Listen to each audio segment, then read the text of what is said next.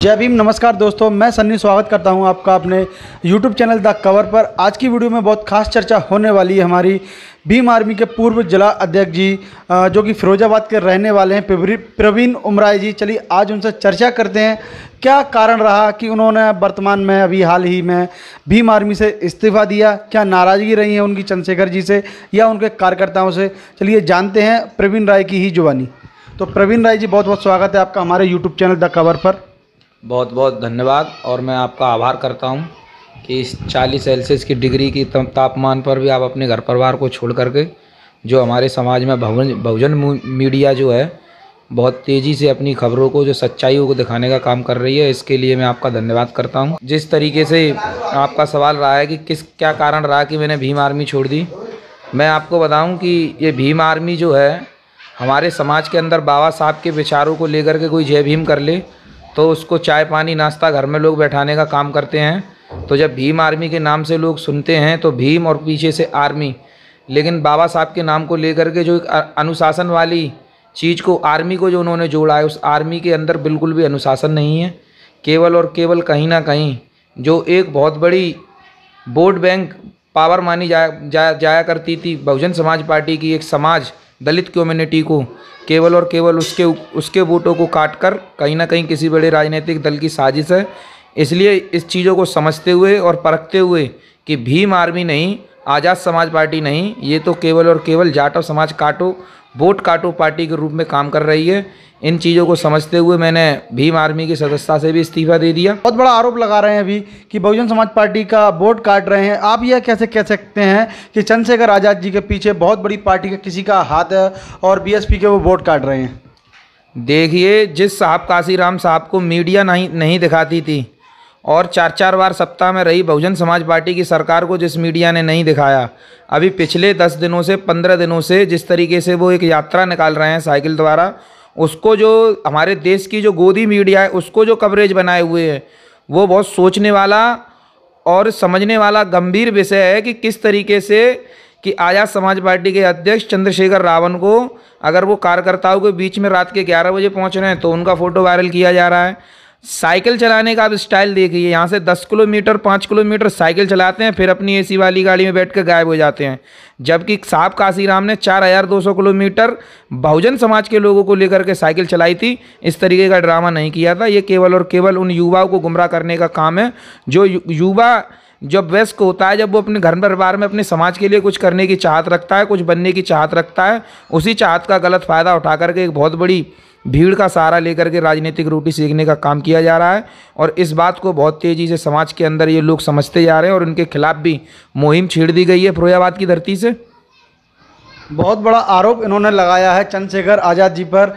एक तो वह समाज को जगाने के लिए साइकिल यात्रा अभी कर रहे हैं और अभी हमारे भीम आर्मी के पूर्व जिला अध्यक्ष जी ने आरोप लगाया है कि मुश्किल से 1-8 किलोमीटर के लिए साइकिल यात्रा चंद्रशेखर आज़ाद कर रहे हैं।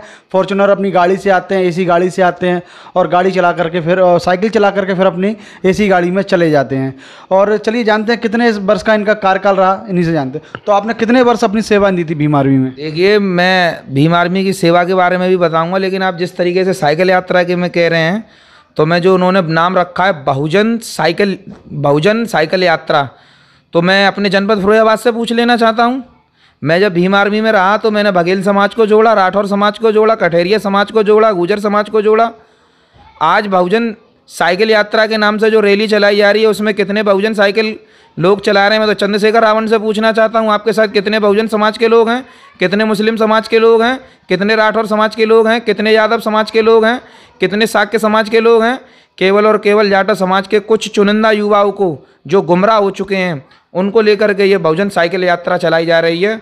और रही भीम आर्मी में काम करने की बात, तो मैं भीम आर्मी से जुड़ा था बाबा साहब के नाम और आर्मी के शब्द से, क्योंकि आर्मी का मतलब होता है अनुशासन और बाबा साहब एक अनुशासन व्यक्ति थे। जब बाबा साहब के नाम को लेकर और एक अनुशासित शब्द को लेकर के एक आर्मी को, एक फौज के नाम को लेकर के जो संगठन तैयार किया गया था, उससे अच्छे से अच्छे युवा के दिमाग में और दिल के अंदर ये गहराई बैठती है कि हमारे मसीहा जो रहे इस देश के, मैं बाबा साहब को दलितों का मसीहा नहीं कहूँगा, इस देश के जो मसीहा रहे उनके नाम से संगठन को तैयार किया गया है और समाज में जागरूकता अभियान फैलाया जाए।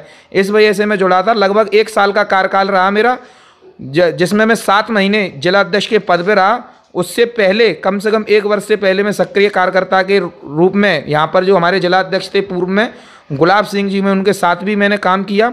और लगभग मेरा 2 से डेढ़ साल का जो अनुभव है भीम आर्मी में, मैंने बहुत कुछ जाना और बहुत कुछ समझा। और जो और भी युवा हैं वो भी इस चीज़ को समझेंगे।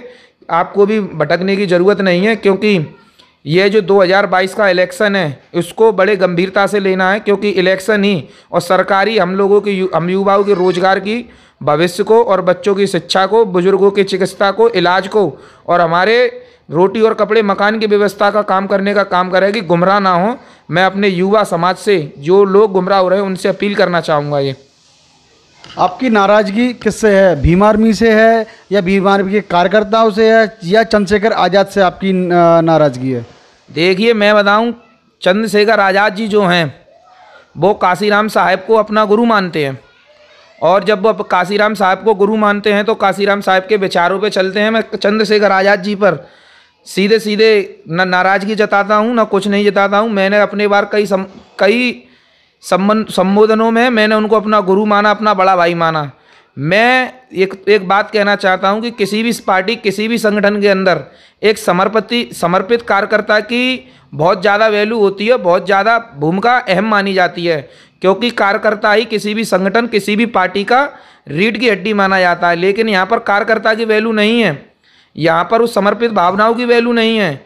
यहाँ पर अब वैल्यू आ चुकी है उन चंद दलालों और पैसे वालों की जो समाज को लूटने का काम करते रहे।